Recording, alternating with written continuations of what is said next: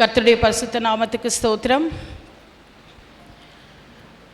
என்னுடைய தகப்பனாரை குறித்து ஒரு சில வார்த்தைகள் உங்களோடு கூட பகிர்ந்து கொள்ள வேண்டும் என்று விரும்புகிறேன்.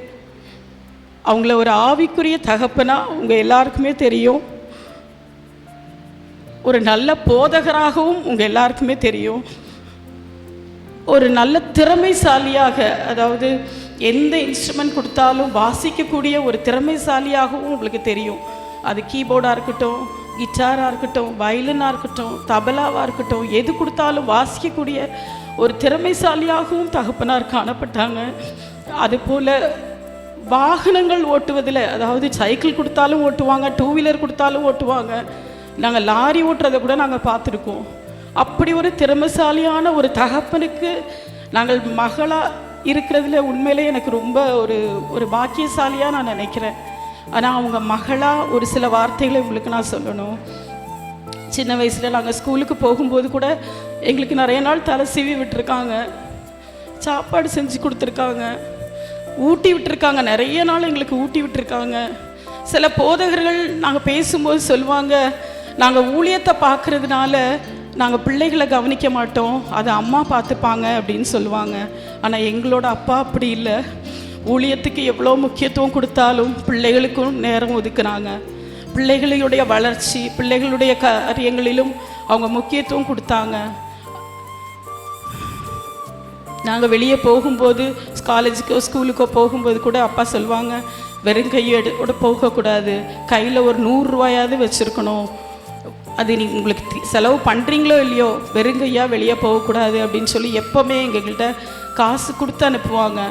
ஆனால் அதை நாங்கள் திருப்பி கொண்டு போய் அப்பாட்ட கொடுப்போமே தவிர, அந்த வருஷம் முடியும் போது திருப்பி கொண்டு போய் கொடுப்போமே தவிர அதை யூஸ் பண்ணதில்லை.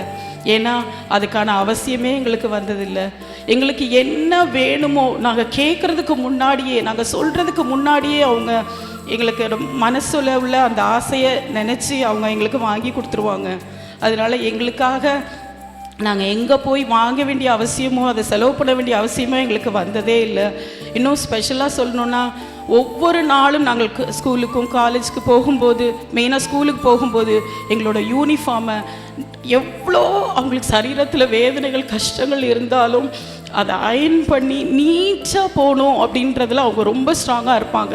வெளியில் எங்கேயாவது கொடுத்து அயன் பண்ணலாம், ஆனால் அவங்க சொல்லுவாங்க, என் கையால் நான் அயன் பண்ணி கொடுத்தா தான் அது எனக்கு சந்தோஷம், அதுதான் எனக்கு கரெக்டாக இருக்க மாதிரி எனக்கு தோணும் அப்படின்னு சொல்லி எவ்வளோ பலவீனங்கள் மத்தியிலையும் நின்று அயன் பண்ணுறதை நான் பார்த்துருக்கேன். அப்படி தான் எங்களை ஸ்கூலுக்கு அனுப்புவாங்க. எங்கேயாவது எக்ஸாம்க்கு எழுத போனால் கூட எங்கள் அப்பாவுக்கு நல்லாவே தெரியும், 3 மணி நேரம் எக்ஸாம், ஒரு நிமிஷம் கூட நான் முன்னாடி வெளியில் வரமாட்டேன். அந்த 3 மணி நேரம் எக்ஸ்ட்ரா டைம் தான் எடுப்பனே தவிர அது குறைவாக எடுக்க மாட்டேன். ஆனாலும் அந்த 3 மணி நேரமும் காரில் எங்களுக்காக வெயிட் பண்ணுவாங்க. என் பிள்ளைங்கள தெரியாத இடத்துல நான் தனியாக விட்டுட்டு போக மாட்டேன். 3 மணி நேரம் நின்று வெயிட் பண்ணி, அது எவ்வளோ வேலை இருந்தாலும் எங்களுக்கான ஸ்பேஸை எங்களுக்கு கொடுத்தாங்க எங்கள் அப்பா.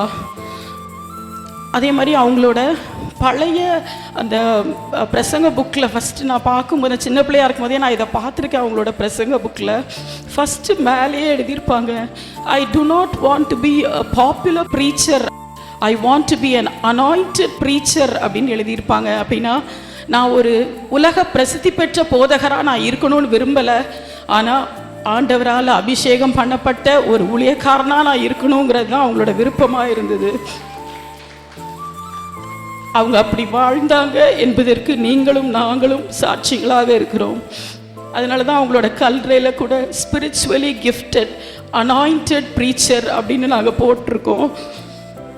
அவங்களோட வார்த்தைகளை நாங்கள் ஒரு நாளும் தவறுனதில்லை. ஒருவேளை எங்களுக்கு அதில் அப்பா சொல்கிறதுல பெரிய உடன்பாடு இல்லைனாலும் அதுக்காக நாங்கள் ஆர்கியூ பண்ண மாட்டோம். முடிஞ்ச அளவுக்கு நாங்கள், என் தம்பி சொன்ன மாதிரி, முடிஞ்ச அளவுக்கு அதிலேருந்து நாங்கள் அவங்களுக்கு இது பண்ண தான் பார்ப்போமே தவிர கீழ்ப்படியக்கூடாது அப்படின்னு ஒரு நாளும் நாங்கள் 3 பேருமே நினச்சதில்லை. அப்படி நாங்கள் இருந்ததும் இல்லை. எங்கள் கல்யாணம் உட்பட எங்கள் அப்பாவோட விருப்பத்தின்படி தான் எல்லாமே நடந்தது. அதுபோல் திருமணம் முடிந்து திருமணம் முடிந்து கொஞ்ச நாட்களுக்குள்ளே என் கணவருக்கு சரீரத்தில் ஒரு பிரச்சனை காணப்பட்டது. அதாவது அவங்களுக்கு என்கேஜ்மெண்ட் முடியும் போதே நாய் கடிச்சிட்டதுனால அவங்கள கொஞ்சம் கஷ்டமாக இருந்தது. நான் அப்பாவுக்கு ஃபோன் பண்ணி சொன்ன போது அவங்களோட ஊழியத்தெல்லாம் முடிச்சுட்டு 9 மணிக்கு ஒரு நாள் எங்கள் அம்மா அப்பா தம்பி 3 பேரும் எங்கள் மாமியார் வீட்டுக்கு வந்தாங்க. வந்து இரவு முழுவதும் அவங்களுக்காக ஜெபம் பண்ணாங்க. அவங்க எந்திரிக்கவே இல்லை. நான் கூட நினச்சேன் இவங்க முடியாதவங்களாச்சே, அப்பா கொஞ்ச நேரம் படுக்கிறீங்களாப்பா? நான் இல்லைம்மா வேண்டாம். அந்த ஹாலை விட்டு அவங்க எந்திரிக்கவே இல்லை. கிட்டத்தட்ட 6 மணி வரைக்கும் ஜெபம் பண்ணி முடிச்சுட்டு அவங்க கிளம்பி வந்தாங்க. அந்த அளவுக்கு எங்களுக்காக ஒரு போதகராகவும் ஒரு தகப்பனாகவும் ஒரு மாமனாராகவும் ரொம்ப அதிகமான பாசத்தை எங்களுக்கு காட்டினாங்க. அதே மாதிரி என்னுடைய சகோதரிக்கு சில நாட்கள் பிள்ளை இல்லாமல் இருந்தது. அப்போது எனக்கு கல்யாணம் பண்ணும்போது நான் சொன்னேன், இல்லைப்பா அக்காவுக்கு பிள்ளை இருந்த பிறகு நான் கல்யாணம் பண்ணிக்கிறேன் அப்படின்னு. அப்போ அப்பா சொன்னாங்க இல்லை அப்படின்னு சொல்லி அவங்க விருப்பப்படி கல்யாணத்தையும் நடத்தி வச்சாங்க. அடுத்த வருஷம் ஜோஷுவா பிறக்கிறதுக்கு முன்னால் நான் கொடைக்கானலில் ஒர்க் பண்ணிகிட்டு இருந்தேன். அப்போ நான் 3 மாதம் ப்ரெக்னெண்ட்டாக இருக்கும்போது இங்கே சென்னைக்கு வந்தப்போ குடும்ப ஜெபத்தில் அப்பா சொன்னாங்க, ஜோம்னிட்டே இருந்துட்டு முடித்த உடனே சொன்னாங்க, உனக்கு ஜோஷுவா பிறப்பான் அப்படின்னு சொன்னாங்க. நான் அப்போ அதை யோசிக்கலை. சரி அப்பா சொல்கிறாங்க, ஏன்னா எங்களுக்கு ஆண் பிள்ளை பெண் பிள்ளை அந்த வித்தியாசமே எங்களுக்கு அப்போதைக்கு ஒன்றும் தோணலை. பேசாமல் இருந்துட்டோம். பிள்ளை பிறந்த பிறகு அப்பா சொன்னாங்க, எனக்கு சொன்னது ஞாபகம் வந்தது. அப்போ நான் அப்பாட்ட போய் கேட்டேன், அப்பா ஜோஷுவான்னு சொல்கிறீங்களே, ஜோஷுவான்றது ரொம்ப காமனான பேர், நம்ம குடும்பத்திலே நிறைய ஜோஷுவா இருக்காங்க, இது எப்படிப்பா பிள்ளைக்கு வைக்க முடியும்? எங்களுக்கெல்லாம் ரொம்ப நல்லா ஃபேன்சியாக நல்ல ஒரு மாடர்னாக பேர் வச்சுட்டு பிள்ளைக்கு ஜோஷுவான்னு வைக்க சொல்கிறீங்களேப்பான்னு கேட்டேன். அது கர்த்தர் சொன்னது, அவன் கர்த்தர் உனக்கு கொடுத்தது, அது கடவுள் கொடுத்த ஆசீர்வாதம் அப்படின்னு சொன்னாங்க. அதனால் அவங்க கையாலே ஜோஷுவா ஜெஃபர்சன் அவனுக்கு பேர் வச்சாங்க. ஆனால் அவன் பிறந்த 2-3 நாட்களுக்குள்ளதாக அவனுக்கு வாயில் ரத்தம் வர ஆரம்பித்து, உங்களுக்கெல்லாம் ஞாபகம் இருக்குன்னு நினைக்கிறேன், அவனை நுங்கம்பாக்கம் ஹாஸ்பிட்டலில் கொண்டு போய் அட்மிட் பண்ண வேண்டிய சூழ்நிலை காணப்பட்டது. நான் தாம்பரத்தில் இருக்கேன், மகனை குழந்தைய வந்து நுங்கம்பாக்கத்தில் வச்சுருக்காங்க. உண்மையிலே நான் சொல்லணும், எங்கள் அம்மா என் கூட இருந்தாங்க. அப்பாவும் தம்பியும் ஒவ்வொரு நாளும் ஒரு நாளைக்கு 3 தடவை எங்களை வந்து பார்ப்பாங்க. காலையில் அவங்க எழும்பின உடனே நேராக தாம்பரம் ஹாஸ்பிட்டலில் வந்து என்னை பார்த்துட்டு, பிறகு நுங்கம்பாக்கம் ஹாஸ்பிட்டலில் பிள்ளைய போய் பார்த்துட்டு, வீட்டில் வந்து சமையல் செஞ்சு எங்களுக்கு சாப்பாடு எடுத்துகிட்டு திரும்ப மத்தியானம் வருவாங்க. அதே போல் திரும்ப நைட்டு. இப்படி அவங்க சரீரத்தோட எந்த ஒரு அவங்களோட பலவீனத்தையுமே அவங்க யோசிக்கவே இல்லை. தம்பியும் அப்பாவும் தினம் 3 நேரம் வந்ததை எங்களால் நிச்சயமாக நான் மறக்கவே முடியாது. அவங்களுக்கு நான் என்ன அந்தளவுக்கு எங்களுக்கு வந்து ஒரு பாசத்தை வச்ச ஒரு தகப்பனாராக அவங்க காணப்பட்டாங்க. அதே மாதிரி இஸ்ரேல் தேசத்துக்கு போகும்போதும் மகனுக்கு ஞானஸ்நானம் கொடுத்து அவனை ஆசீர்வதிச்சாங்க. கொரோனா காலத்தில் என்னுடைய மகள் ரொம்ப பலவீனமாக காணப்பட்டா. எனக்கு எந்த ஹாஸ்பிட்டலுக்கு கொண்டு போகிறதுன்னு கூட தெரியல. அப்படியும் 1-2 ஹாஸ்பிட்டலுக்கு கொண்டு போனோம். எனக்கு அந்த டாக்டர் சொல்கிறத என்னால் ஏற்றுக்க முடியல. அந்தளவுக்கு அவள் சரீரத்திலே பாதிக்கப்பட்டிருந்தா. உடனே நேராக அப்போ ஆராதனைகள் கிடையாது சபையில், எல்லாமே ஸ்டுடியோ ரூமில் வச்சு தான் நாங்கள் லைவ் போட்டுட்ருந்தோம். ஜெபம், பாட்டு, பிரசங்கம் எல்லாமே ஸ்டுடியோ ரூமில் தான் வச்சு நடத்திட்டு இருந்தோம். நான் ஒன்றுமே பண்ணலை. நேராக அவளை கொண்டு போய் அந்த ரூமில் படுக்க வச்சுட்டு அப்பாட்ட போய் சொன்னேன், அப்பா எனக்கு தெரியாது, அவளை கர்த்தர் கொடுத்தாருன்னு நீங்கள் சொல்கிறீங்க அப்படின்னா அவளுக்கு சுகத்தையும் கர்த்தர் தான் தரணும். டாக்டர்ஸ் வந்து எனக்கு எதுவுமே பாசிட்டிவாக சொல்லலை, எனக்கு பயமாக இருக்குது, அதனால் நீங்கள் என்ன பண்ணுறீங்களோ பண்ணுங்கள் அப்படின்னு சொல்லி நீங்கள் ஜோம் பண்ணுற பிரசங்கம் பண்ணுற இடத்துல கொண்டு போய் நான் அவளை படுக்க வச்சுட்டேன். இனி உங்கள் பொறுப்பு அப்படின்னு சொல்லிட்டு நான் வந்துட்டேன். என்னுடைய தாயாரும் என்னுடைய தகப்பனாரும் மிகவும் அழுது பிள்ளைய எனக்கு திரும்ப வாங்கி கொடுத்தாங்க. அப்படிதான் நான் சொல்லணும். அந்த அளவுக்கு பிள்ளைக்காக பாரப்பட்டு ஜெபித்து கர்த்தர் என் பிள்ளை எனக்கு திரும்ப வாங்கி கொடுத்தாங்க. நான் ஒவ்வொரு நேரமும் கஷ்டப்பட்டு, அப்பா எனக்கு இது கஷ்டமாக இருக்குப்பா, எனக்கு சரீரத்தில் கஷ்டமாக இருக்குப்பா, காலேஜில் பிரச்சனை, எதுனாலும் நான் அப்பாட்ட போய் ஷேர் பண்ணுவேன். அப்போ எனக்கு அப்பா சொல்கிற ஒரே ஒரு வார்த்தை, கர்த்தர் நன்மையை தவிர தீமையை செய்ய மாட்டார். இன்னைக்கும் எனக்கு அந்த வார்த்தை என் காதில் கேட்குது. எங்கள் அப்பா சொல்கிறது, கர்த்தர் நன்மையை தவிர உனக்கு தீமையை செய்ய மாட்டார் மகளே, நீ இப்போ சமாதானத்தோடு போ. இப்படி தான் எங்கள் அப்பா என்னை எப்போவுமே ஆறுதல் படுத்துவாங்க. என்னோடய படிப்பு காரியங்களிலேயும் திருமணமாகும்போது நான் வெறும் MBA மட்டும்தான்.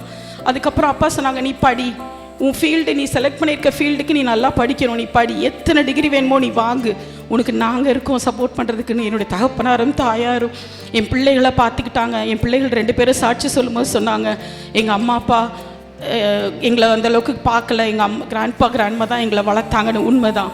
எங்கள் அப்பா தான், எங்கள் அம்மாவும் எங்கள் அப்பாவும் மட்டும்தான் என் பிள்ளைகளை நல்லபடியாக வளர்த்து ஆவிக்குரிய பிள்ளைகளாக எங்கள் கையில் கொடுத்துருக்காங்க. ஏன்னா நான் ஃபுல்லாக படிப்பில் என்னோடய டைமை ஸ்பெண்ட் பண்ணேன்.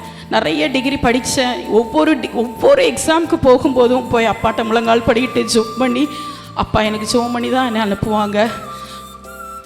என்னோடய பிஹெச்டி டிகிரி நான் ரொம்ப சொல்லி ஆகணும். ஏன்னா பயங்கர தடைகள்.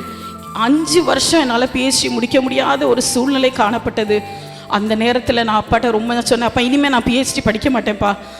ஏன்னா எங்கள் அப்பா ஏற்கனவே என்கிட்ட சொன்னாங்க, உனக்கு ஜெர்லின்னு பேர் வச்சதே ஒரு டாக்டரை பார்த்து தான். நீ டாக்டராக வரணும்னு கிராண்ட்மா நினச்சாங்க, அதனால தான் உனக்கு ஜெர்லின்னு பேர் வச்சாங்க.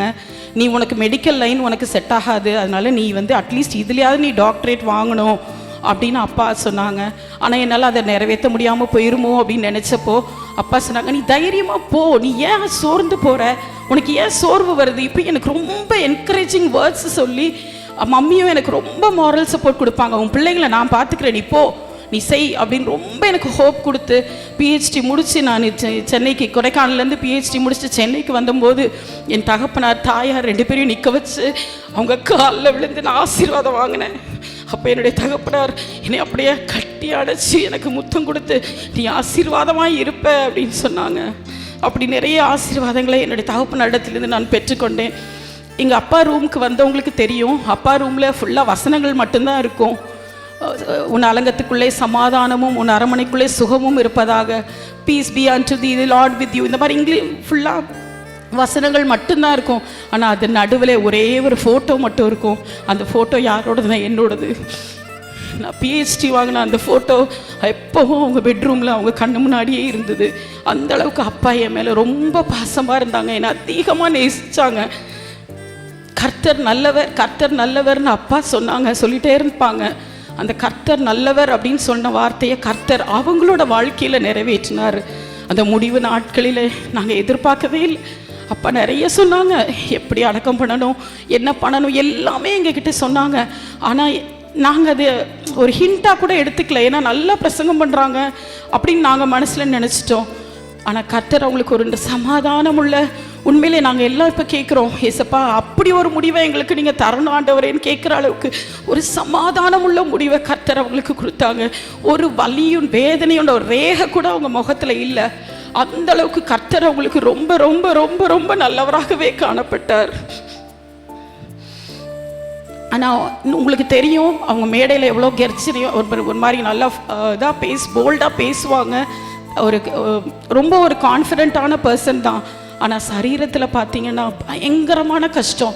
அது ஆனால் அவங்க யார்கிட்டையுமே வெளியில் சொல்ல மாட்டாங்க. குடும்பத்தாருக்கு மட்டும்தான் அந்த அவங்க அனுபவித்த வேதனை தெரியும். கொஞ்சம் கொஞ்சம் அறிவு கண்ணாண்டிக்கும் அவங்களோட சகோதரிக்கும் தெரியும்.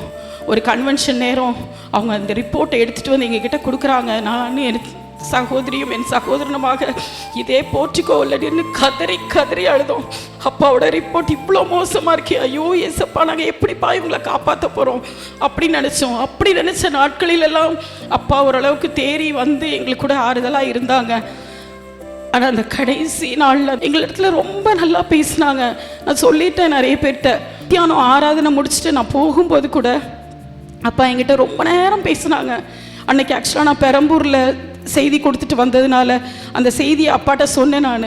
ஏன்னா அப்பா ஒரு வாரத்துக்கு முன்னாடி இருந்தே என்கிட்ட ஒரு வசனத்தை பற்றி திரும்ப திரும்ப பேசினாங்க. எரேமியா 12ஆம் அதிகாரம் 5வது வசனம், நீ காலாட்களோடே ஓடும்போது உன்னை இளைக்க பண்ணினார்களானால் குதிரைகளோடே நீ எப்படி ஓடுவாய்? சமாதானமுள்ள தேசத்திலே நீ அமைதலை தேடினால் யோர்தான் பிரவாகித்து வரும்போது நீ என்ன செய்வாய்?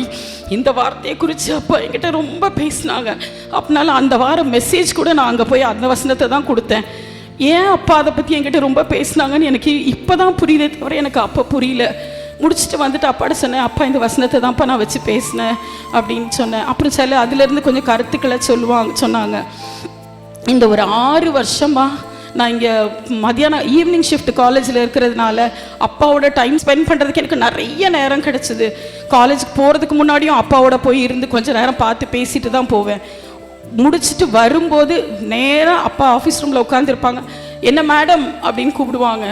உடனே நான் அப்பாட்ட போய் உட்காருவேன். ஒருவேளை எனக்கு முடியலை அப்படின்னு வீட்டுக்கு போயிட்டா கூட எனக்கு ஃபோன் வரும், என்னம்மா பெரிய ஆள் ஆயிட்டியா அப்படின்னு கேட்பாங்க. இல்லை டாடி இதோ 5 minutes டாடி நான் வந்துடுறேன் அப்படின்னு சொல்லி திரும்ப போய் உட்காருவேன். வேதாகமத்தில் உள்ள எல்லா காரியங்களையும் அப்பாவோட நான் டிஸ்கஸ் பண்ணியிருக்கேன். நிறைய அப்பா இவளுக்கு சின்ன பிள்ளை, இவளுக்கு என்ன தெரியும், அப்பா PhD பண்ணும்போது கூட அம்மா நீ வெரிஃபிகேஷன் பாருமா, இது செக் பண்ணுமா அப்படின்னு சொல்லுவாங்க. அப்போ நான் சொல்லுவேன், அப்போ எனக்கு என்னப்பா தெரியும் அப்படின்னு கேட்பேன். அப்பா சொல்லுவாங்க, இல்லைம்மா நீ செக் பண்ணி சொல்லு அப்படின்வாங்க. நான், எங்கள் அம்மா, என் மகன், எங்கள் அப்பா எல்லாம் உட்காந்து ஃபுல்லாக பைபிள் தான் மேக்ஸிமம் நாங்கள் டிஸ்கஸ் பண்ணுவோம். ஒரு 7 மணிக்கு நான் வீட்டுக்கு வந்துட்டேன்னா 8, 8:30, 9 மணி வரைக்கும் கூட நாங்கள் பைபிள் நிறைய டிஸ்கஸ் பண்ணுவோம். அப்பாட்டேருந்து நான் நிறைய கற்றுருக்கிறேன். குடும்ப விஷயங்கள் ஒரு 1/4 மணி நேரம் இல்லை 1/2 மணி நேரம் பேசுவாங்க. மீதி நேரம் ஃபுல்லாக பைபிளை பற்றி தான் என்கிட்ட டிஸ்கஸ் பண்ணுவாங்க. அவங்க என்றைக்குமே என்கிட்ட ஈகோ பார்த்ததே கிடையாது. இது கரெக்டாமா அப்படின்னு கேட்பாங்க, சஜஷன்ஸ் கேட்பாங்க. அந்த மாதிரிலாம் ஒரு ஆள் கிடைக்கிறதுக்கு நாங்கள் என்ன பண்ணணும்னு எனக்கு தெரியல. ஆனால் திடீர்னு இப்படி ஒரு சூழ்நிலை வரும் நாங்கள் நினச்சி கூட பார்க்கல. அவங்க சபையில் சொன்னாங்க, ஆண்டவர் அழைச்சிக்குவார், நான் போயிடுவேன், எனக்கு ஃபோன் கால் வரும், I am ready to fly, எல்லாமே அவங்க சொன்னாங்க. ஆனால் நாங்கள் நினச்சோம், இல்லை கர்த்தர் எங்களுக்கு இன்னும் கொஞ்ச நாள் டைம் கொடுப்பாரு அப்படின்னு ரொம்ப ரொம்ப ரொம்ப நாங்கள் எதிர்பார்த்தோம். ஆனாலும் என்னவோ தெரியல, ஆண்டவர் தம்முடைய சித்தத்தை நிறைவேற்றினார். கர்த்தர் தம்முடைய மகன் மேலே ரொம்ப பாசம் வச்சுட்டாங்களோ என்னமோ எங்களுக்கு தெரியல. கர்த்தர் அவரை அழைத்து கொண்டார். இப்பொழுதும் அவங்க என்னெல்லாம் எங்களுக்கு சொல்லிட்டு போனாங்களோ எல்லாமே எங்கள் மனசில் இருக்குது. கண்டிப்பாக அவங்க சொன்னதை நாங்கள் நிறைவேற்றுவோம். அவங்க எங்களுக்கு காட்டின பாதையை நாங்கள் பின்பற்றுவோம்.